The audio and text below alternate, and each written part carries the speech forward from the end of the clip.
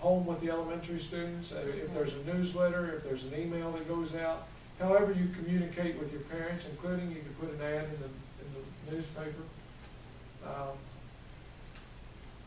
And I've given the chair also a paper that talks about the screening committee process. So it basically says with our superintendent vacancy now, we're going to be needing screening committee members, and here's what their job is, and here's who we're looking for, the 6 members.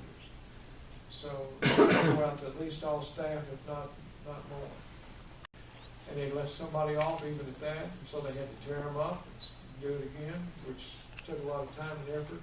We've already had it in the paper as far as the superintendent search committee, all the representatives as far as that goes. So once you have a ballot, what usually happens is that the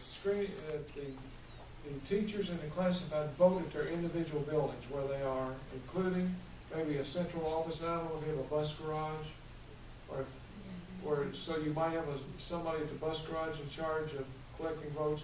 You usually have a sign-in sheet, so people have to sign in that they received a ballot and vote, and then somebody goes around and collects them all, or somebody brings them to a central location where 2 or 3 people count them. That's the way the teachers and the classifieds handle it. Should that timeline be set up for that? Absolutely. We need to get started on this now, and this needs to be done at the very least within the next month. So the teachers can set up a place to vote, classified employees can set up a place to vote on such and such day for. Right, and like I said, to make it easy for everyone, you usually do it at the site where you work. Okay. Because the cafeteria ladies, the custodians can, and aides can, because classified people can vote at the school where they work. And then somebody, once again, collects the ballots or brings them all in or whatever, and then more than one person counts the ballots. What other questions And the about the school? nominations, okay, you're talking about once the person's selected, right?